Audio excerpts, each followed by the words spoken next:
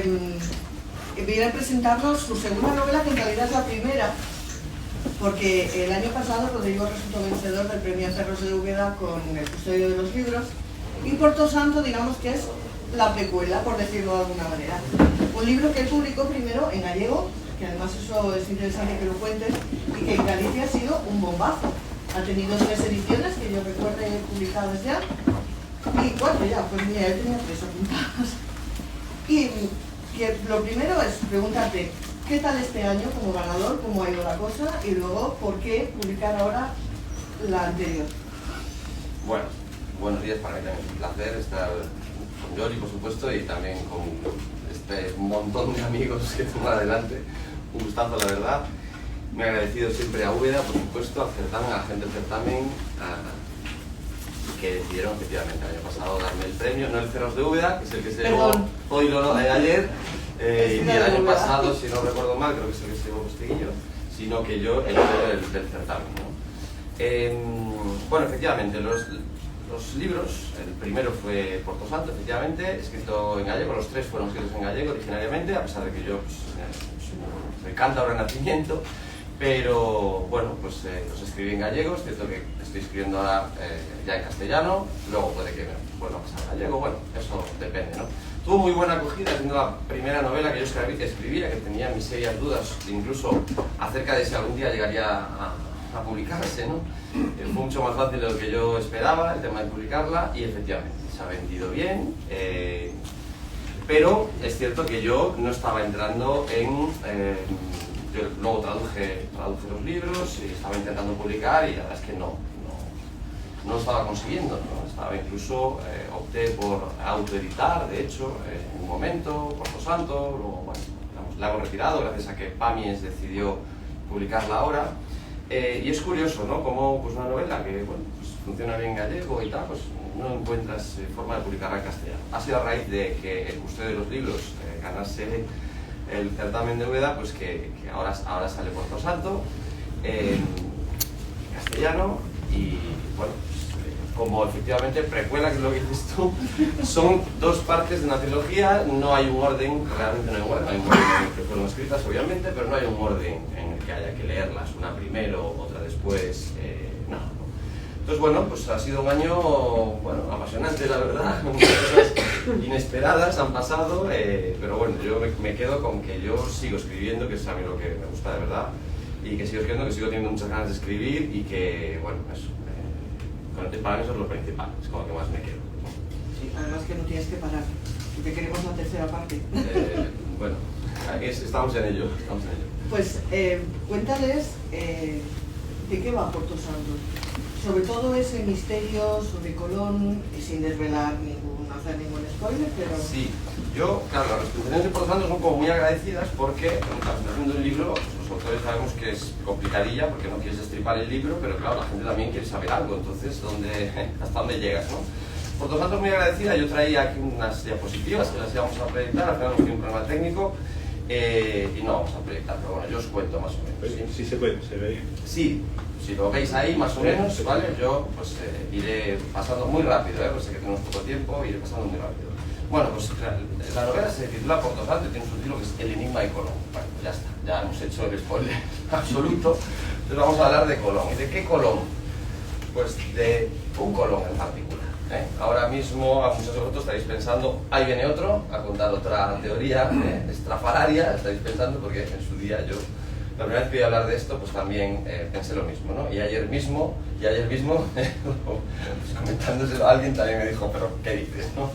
¿Estás mal de la cabeza o qué pasa, no? Bueno, yo entiendo perfectamente esa reacción, me parece lo más normal del mundo, porque más o menos la tuve yo en su día también, ¿no? Cuando me enteré de esta teoría, ¿no? Una teoría que dice, una teoría que... ha pasado la diapositiva, ¿no? Muy bien, pues es una teoría que la tesis de la Riega fue un erudito pontevedrés de Pontevedra que pues en el siglo XIX descubre unas cosas que no encajan en torno a la figura de Colón, ¿no?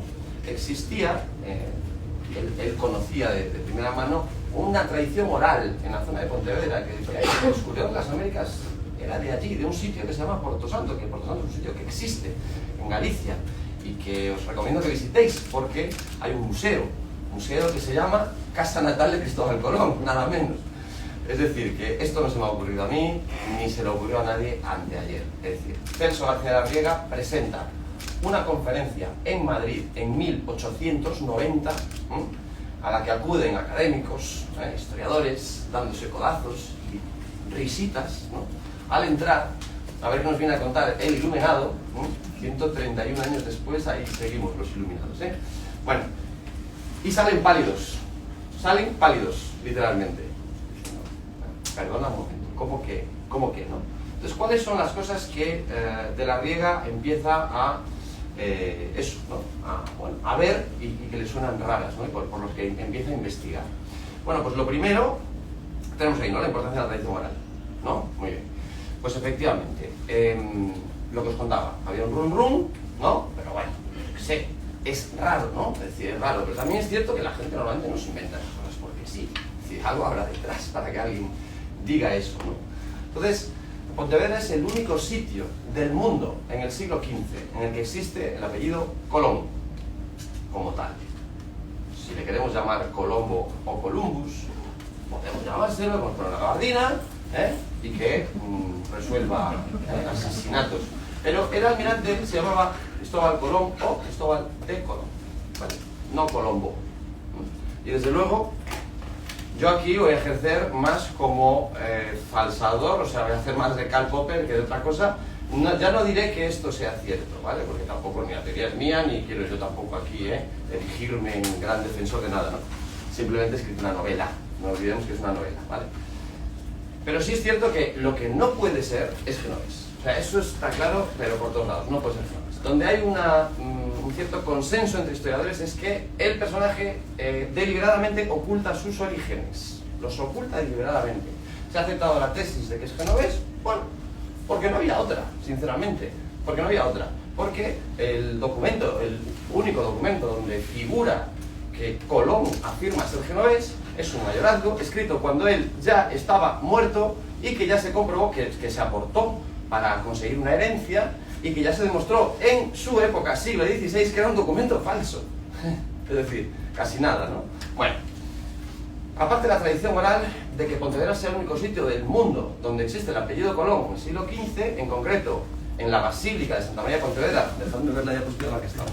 Vale, bueno, esa es la casa del museo, la casa natal de Cristóbal Colón. Bueno, la Basílica de Santa María de Pontevedra y una capilla funeraria dentro donde existe un Juan de Colón allí enterrado y una cruz que hay delante de esa casa que hoy es museo de Colón en Porto Santo que, bueno, pues también hay allí, está dedicada a un Colón en 1490. Son los únicos sitios donde existe, aparte de los documentos que se refieren al almirante y a todos sus descendientes y tal, bueno, pues existe en ese lugar. Es el único del mundo. Yo creo que eso es bastante significativo. Bien, aparte de eso, García de la Riega descubre que Colón atribuye a los lugares que va descubriendo pues nombres, ¿no?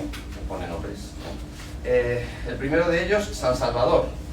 Cuando llega a Guananí, lo llamaban los indígenas Guananí, él le pone el nombre de San Salvador. No era un sitio cualquiera. Él por fin triunfa, llega a lo que él creía que eran las islas de Maluco, o sea, no iba, para nada iba a América, ¿no? En absoluto, ni se podía imaginar que ahí había eso, ¿no? Él quería encontrar la ruta a las Islas de las Especies, que estaba bloqueada por el Imperio Otomano desde 1453, que había caído Constantinopla, ¿no? Pero llega a un sitio, triunfa, lo consigue, es el momento culminante de su vida. Y él era almirante de la Armada Occidental, almirante de Castilla y virrey de los territorios que encontrase, se convierte en virrey en ese momento, ¿no? Y le pone el nombre de San Salvador. ¿Por qué? Bueno, pues Porto Santo se encuentra en San Salvador, en la parroquia de San Salvador del Pollo, ¿vale? Entonces, bueno, aparte de eso, hay 45 topónimos de la Ría Pontevedra y 225 de todas las costas de Galicia, atribuidos por Colón, persona, a los lugares que iba descubriendo. Muchos de ellos del entorno de este lugar, de Porto Santo. Bien, topónimos atribuidos de la costa genovesa, 0, ¿vale? 225 a 0. Bueno, veíamos ahí ese noticiado de Galicia. Aquí tenemos un plano con toponimia, no tenemos tiempo, lo pasamos rápido. ¿vale? Y aparece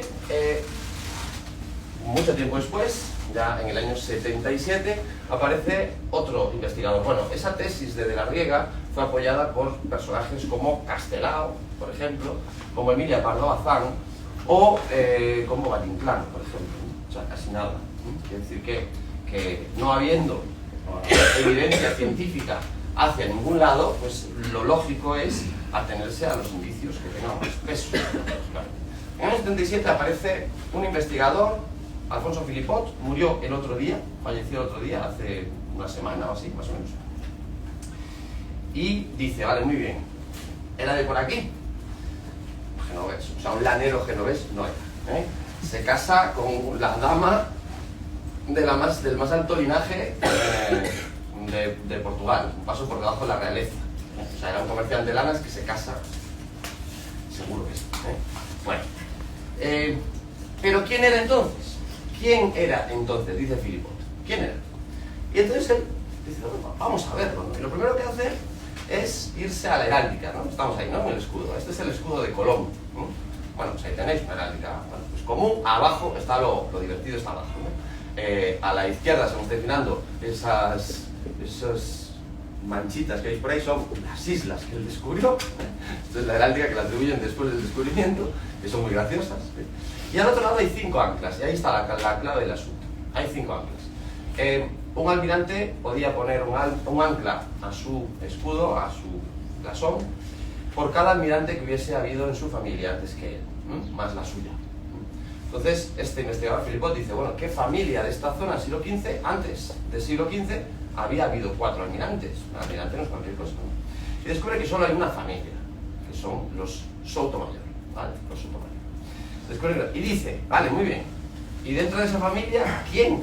¿No? Porque vamos a ver, ya que estamos, vamos a ver quién, ¿no? Entonces él empieza a descartar, este no puede ser, este no puede ser, este no puede ser, este no puede ser, y bueno, pues resulta que no podía ser ninguno, ¿no? Porque el que más podía, digamos, aproximarse, pues había fallecido en 1486, no podía ser, ¿no? En extrañas circunstancias, en casa de su mejor amigo, por cierto, el duque de Alba, ¿no?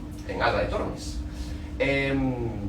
Cuerpo que nunca fue reclamado por nadie, ni tiene sepultura, ni nadie sabe dónde está enterrado, y dice, espera un momento, a ver si va a ser este.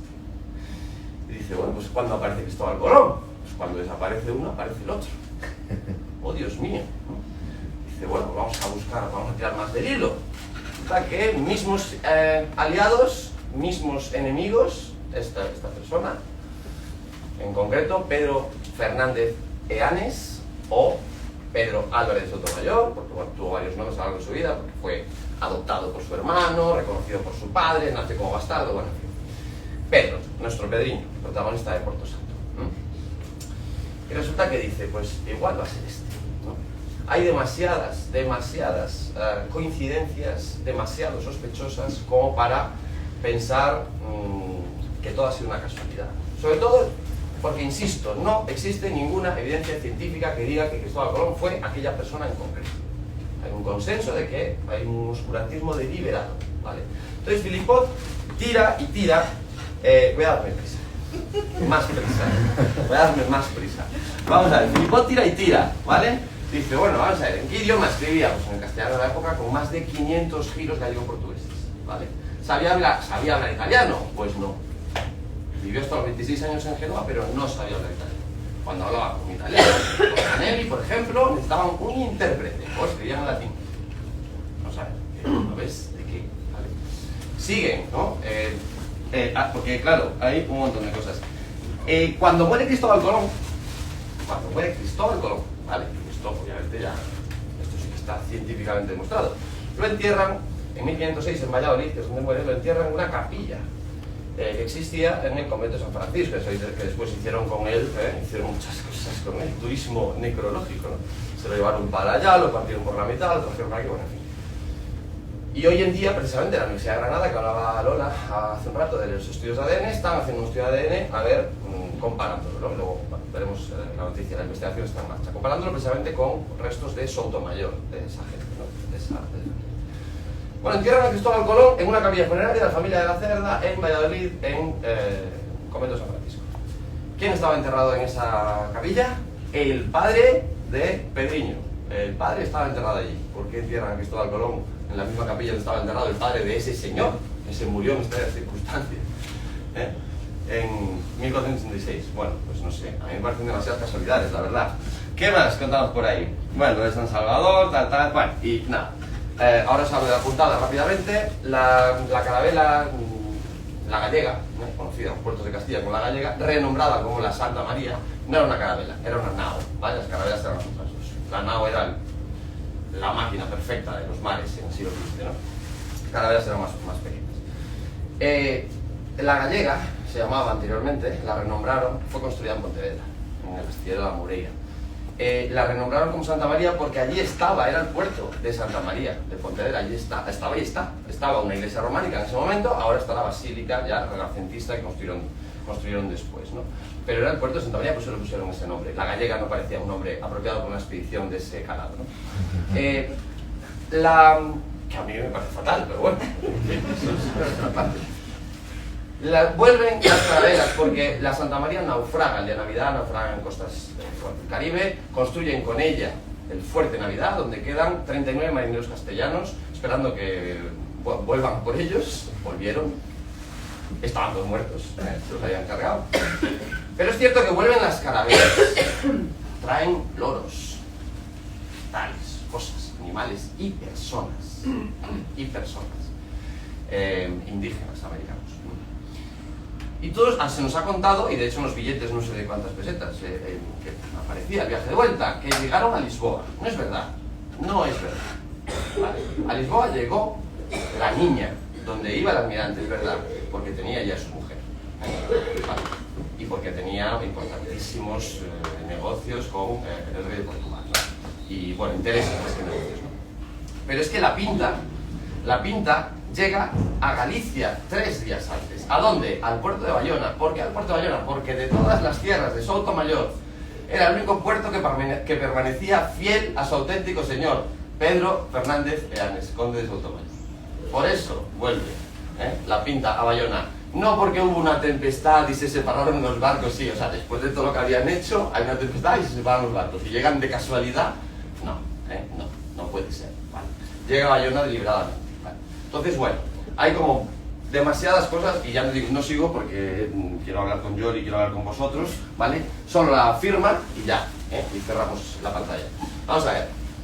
Philipot dice, vamos a coger la firma de Cristóbal Colón. Esta es la firma, esta es su firma, está en sus documentos, ¿vale? Esta es su firma. Dice, vamos a descifrar esto que durante 500 años nadie lo ha descifrado. Este XPO Ferens se ha dicho que era el que porta a Cristo, pero ¿quién firma así?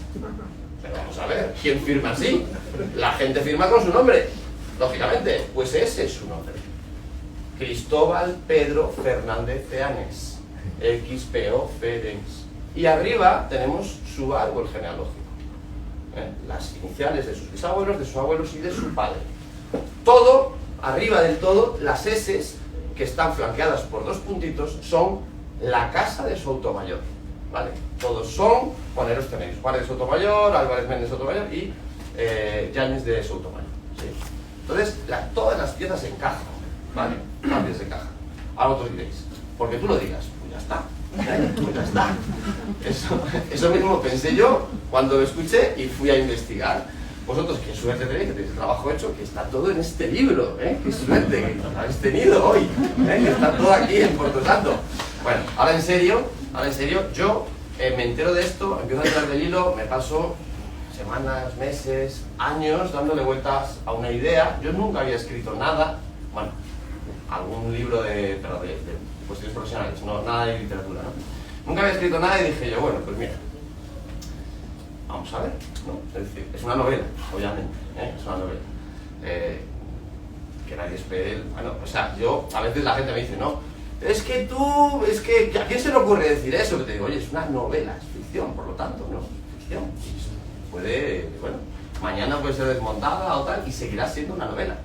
Igual, si mañana las pruebas de ADN dicen que, oye, pues sí, lo que dice aquí es cierto, la novela tiene el mismo valor. Y si dice que no, va a tener el mismo valor igual, ¿vale? Entonces nada, hasta aquí llega mi presentación, a mi contestación a tu pregunta, perdón por haber comido tanto tiempo, No, y nada, y aquí pero como seguimos. veis, lo pone muy fácil, entonces, por favor, yo las preguntas serán la firma, los lugares, los nombres, fíjate, los tenía todos aquí, pero ya te has adelantado, pero por favor, las vuestras que seguro que van a ser mejores. Bueno, pues nada. Ahí, dispara, venga. La primera, estás hablando de una trilogía. Sí. ¿Para cuándo la tercera? ¿Ha salido en gallego? ¿Cuándo sale en castellano? Bueno, Javi y yo hablamos ayer de esto, vamos a ser aquí sinceros. Vamos a ver. Gracias, Javi. Vamos a ver. Sí, efectivamente, esta trilogía fue escrita en gallego, como os comentaba. Ayer Claro. Ahora tengo que reconocer que me has comprado. Bueno, Confieso. con pago todavía pendiente, pero sí, con pago todavía pendiente, que ayer no... Me has dejado ya por los suelos. No conseguí Se mirar, vende... Que lo sepáis. Javi se vende. Al No, pastor. Javi no se vende nada, y ya lo sabéis además. Bueno, vamos a ver. Fueron escritas en gallego, ayer me preguntaban, oye, ¿por qué? Digo, hombre, pues yo qué sé, pues, ¿no? Si nadie escribe en un idioma, pues ya se fue, ¿no? Parte de nuestro patrimonio también, ¿no? Igual que aquí el patrimonio de Úbeda es increíble, no lo vamos a dejar caer, ¿verdad? Y vamos, en una iglesia que hay que apuntalarla, apuntalamos, echamos una mano de nuestros impuestos, tal. Bueno, pues es parte de nuestro patrimonio, también de nuestro país, los idiomas que tenemos aquí, esta riqueza cultural, bueno, cultural de todo tipo, gastronómica y todo tipo y tal. Pero, curiosamente, así como por tanto salió primero en castellano, el Custodio de los Libros sale en un par de semanas en gallego, es cierto, con la editorial Galaxia, que es la editorial así más renombre en Galicia, con el título de Misarela, que era, bueno, pues el título originario y figura como subtítulo en el Custodio de los Libros. Y la tercera, Javi, y bueno, ya todo el mundo, pues, me he enterado hace poco de que saldrá en mayo en castellano, ¿no?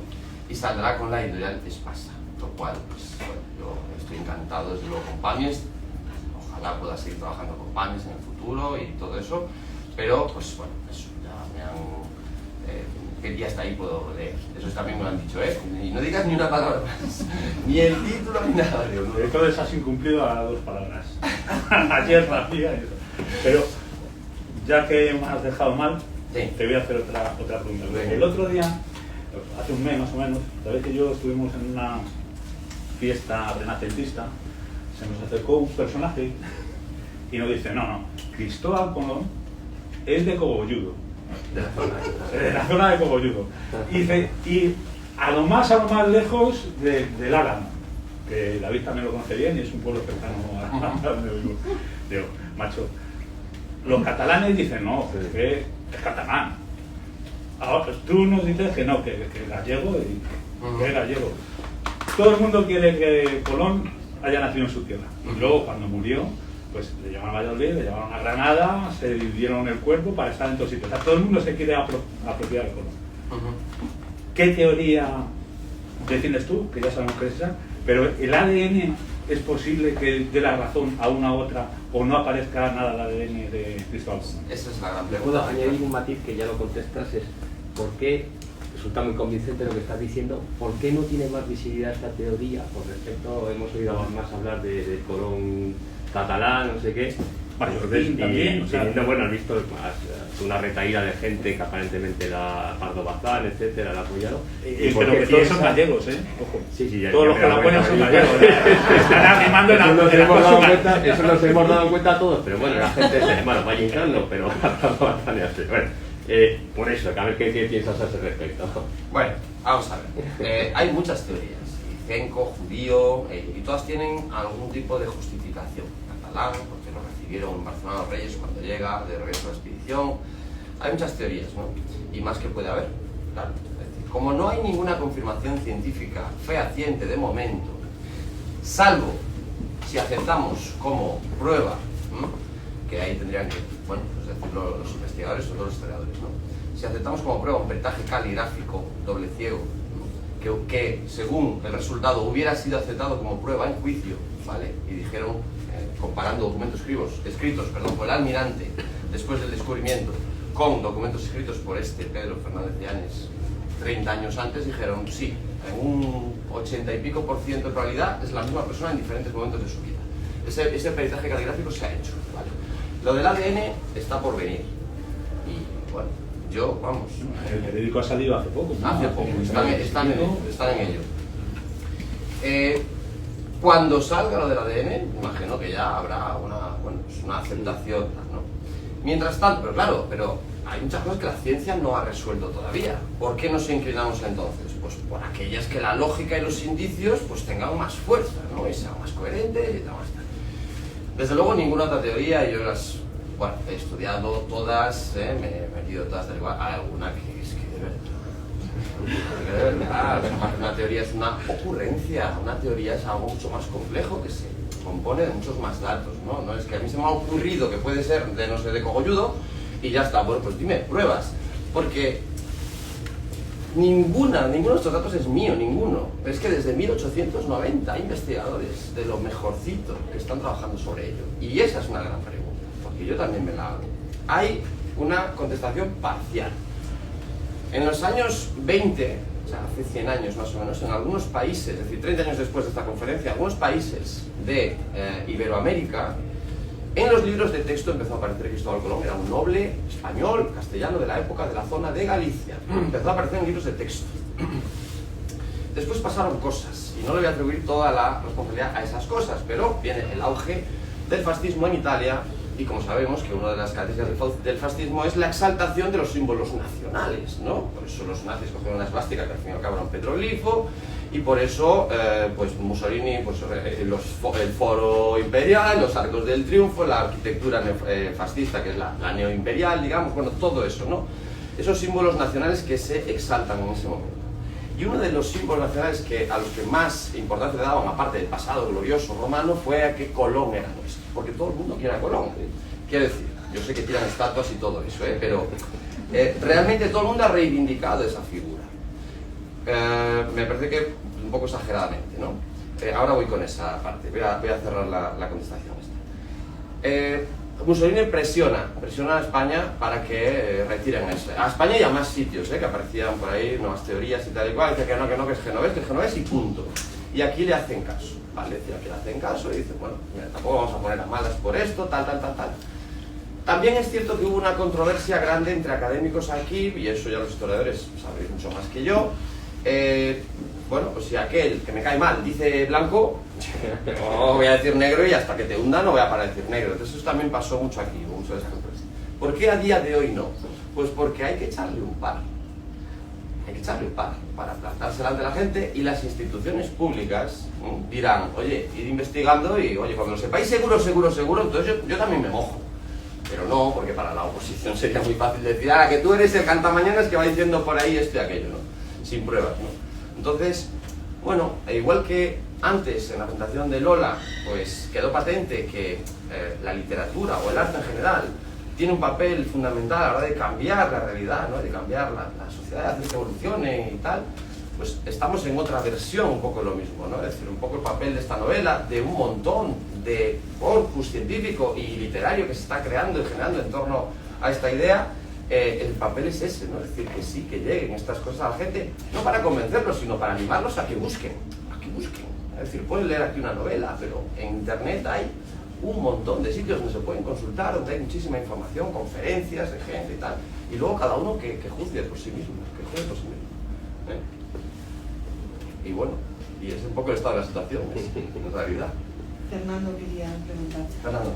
Rodrigo, en el custodio de los libros nos encontramos una historia muy bonita, donde era un homenaje a esos libros y a un personaje que representa un poco a todas esas personas que han luchado porque los libros no se perdieran, ¿no?